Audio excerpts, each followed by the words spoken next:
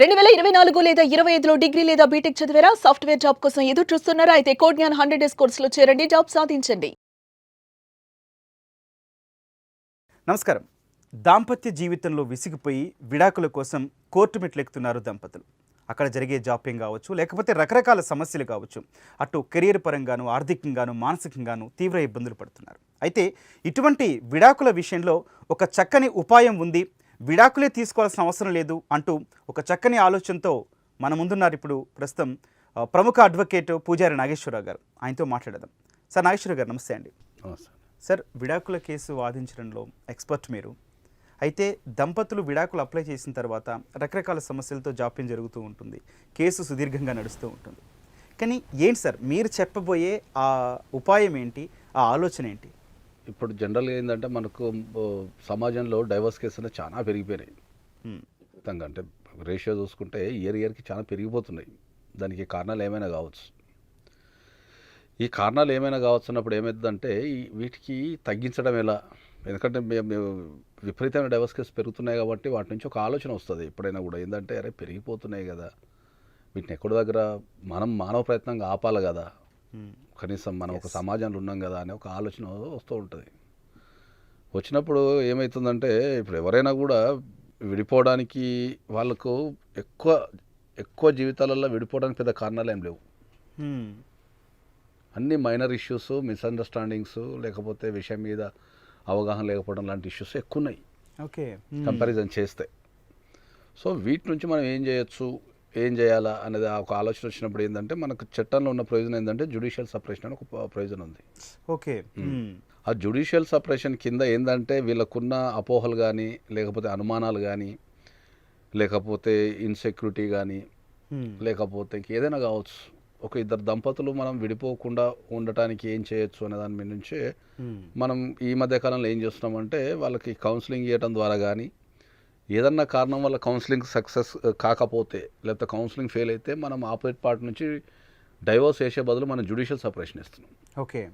అంటే విడాకుల కోసం కోర్టుకు వచ్చిన దంపతులకి ఇది మీరే అడ్వైస్ చేస్తారు, ఇది ఒక ఆప్షన్ ఉంది అని. అంటే ఇప్పుడు విడాకులలో ఒక పార్టీ ఎవరో ఒకరు బలంగా కోరుకుంటారు, కంపల్సరీ ఉండాలి ఫ్యామిలీతోని అనేది ఒకరు కోరుకుంటారు. చాలా కేసులలో వాళ్ళకి అవగాహన లేకుండా ఇద్దరు విడిపోవాలి కానీ ఫైనాన్షియల్ ఇష్యూస్ మీద ఆగిపోతుంటారు. ఓకే.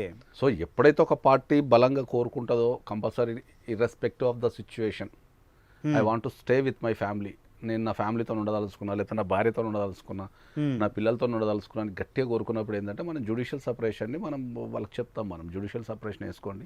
ఓకే. ఈవెన్ దో మీరు ఇద్దరు భార్యాభర్తల కిందనే, చట్టం చేత భార్యాభర్తల కిందనే గుర్తించబడతారు, కొంతకాలం మాత్రం మీరు లీగల్లీ సపరేటెడ్ ఉంటారు. ఓకే. లీగల్లీ సపరేటెడ్ ఉంటారు. లీగల్లీ సపరేటెడ్ ఏంటంటే జనరల్గా మన భారతదేశంలో ఏంటంటే అందరూ జనరల్ సపరేషన్ అంటాం మనం. అంటే పక్కన ఇంట్లోంచి వెళ్ళిపోయి వాళ్ళు సపరేట్గా ఉంటుంటారు అంతే, ఇంకా విడిపోయారు అని జనరల్గా విడిపోతారు అంతే. ఇంకా లీగల్గా విడిపోవడం అంటే ఏంది, లీగల్గా సపరేట్గా ఉండటం అంటే ఏంటంటే మనం కోర్టుకి వెళ్ళి ఒక అప్లికేషన్ వేసుకొని ఈ కారణాల వల్ల నాకు జ్యుడిషియల్ సపరేషన్ కావాలా, నాకు టైం కావాలా అని మనం అడిగితే మనకు కోర్టు ఇచ్చే అవకాశం ఉంటుంది. సార్, ఈ ప్రొసీజర్లో అసలు ఏం జరుగుతుంది సార్, ఈ జ్యుడిషియల్ సపరేషన్లో నెక్స్ట్ ప్రాసెస్ అంతా? జ్యుడిషియల్ సపరేషన్లో మనం ఎప్పుడైతే మనం కోర్టుకి వెళ్ళి ఒక సరైన కారణాన్ని కనుక చూపించగలిగి, ఈ జ్యుడిషియల్ సపరేషన్ అనేది మనం ఏ సందర్భాలు ఎక్కువ వేస్తామంటే ఫైనాన్షియల్ ఇష్యూస్ ఉన్నప్పుడు కానీ, ఓకే, లేకపోతే ఇద్దరి మధ్యలో అండర్స్టాండింగ్ లేకపోతే కానీ జనరల్గా, లేకపోతే ఎక్కడైనా డిసీజెస్ ఉండి ఆ డిసీజెస్ మీద ట్రీట్మెంట్ ఇచ్చే టైం ఉండొచ్చు. ఓకే. కాబట్టి ఇట్లా కొన్ని కారణాల వల్ల అయితే మనం అప్పుడు వాళ్ళని డైవోర్స్కి సజెషన్ చేయకుండా ఏం చేస్తుంటామంటే జ్యుడిషియల్ సపరేషన్ కింద సజెషన్ చేస్తుంటాం మనం. ఓకే. సో ఆ పీరియడ్ ఏదైతే ఉందో ఒక ట్రీట్మెంట్ పీరియడ్ కావచ్చు, లేకపోతే ఫైనాన్షియల్ పీరియడ్ కావచ్చు, లేకపోతే ఇంకా రకరకాల పీరియడ్స్, దాని కింద మనం జ్యుడిషియల్ సపరేషన్ అప్లై చేసుకోవచ్చు. ఈ టైంలో భార్య, ఎందుకంటే ఇన్నాళ్ళు భర్త మీద ఆధారపడి ఉంటుంది, ఇప్పుడు సపరేషన్ వచ్చేసింది, సో భార్య మరి ఆర్థికంగా ఆవిడకి ఏమైనా వెసులుబాట్లు ఇచ్చే అవకాశం ఉంటుందంటారా? జ్యుడిషియల్ సపరేషన్లో విడిగా ఉంటారు తప్ప మిగతా రైట్స్ అన్ని వాళ్ళకు యాక్సెస్ ఉంటాయి. ఓకే. కంపల్సరీ ఒకవేళ జ్యుడిషియల్ సపరేషన్ భర్త వేసుకున్నాడు అనుకుందాం, భార్య కెన్ ఫైల్ ఏ మెయింటెనెన్స్.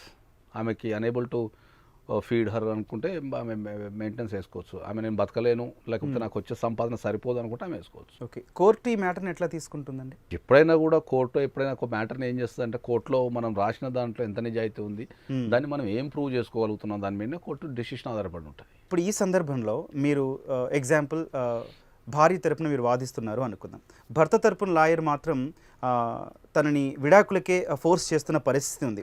ఆ టైంలో ఇరు వర్గాల వాదనలు ఎట్లా ఉంటాయండి? ఇరు వర్గాల వాదనలు ఎలా ఉంటాయి అనే దానికంటే మనం కోర్టులో మనం ఏ విషయాన్ని ప్రూవ్ చేయగలుగుతాం, మనకు సపోర్టింగ్గా ఏం ఎవిడెన్స్ ఉంది అనే దాని మీదనే కేసు ఎక్కువ ఆధారపడి ఉంటుంది. ఓకే. ఒక విషయాన్ని ప్రూవ్ చేయడం అనేది ఎప్పుడు స్కిల్ అంటాం మనం దాన్ని. ఎస్, అవును. ఒక విషయాన్ని ఎట్లా ప్రూవ్ చేయొచ్చు కోర్టులో, లేకపోతే ఏం చేయొచ్చు అనే దాన్ని స్కిల్డ్ అది.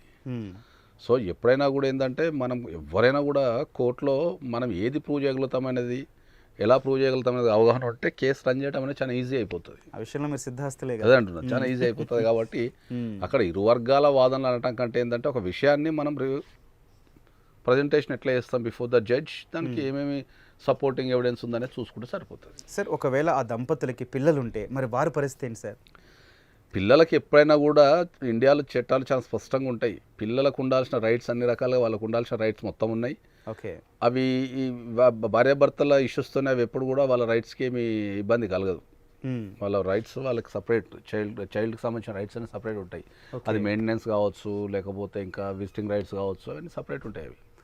సో ఇష్యూ అనేది ఇది భార్యాభర్తలకు సంబంధించిన ఇష్యూ మాత్రమే. కలిసి ఉండాలా, కలిసి ఉండద్దా, అంతే.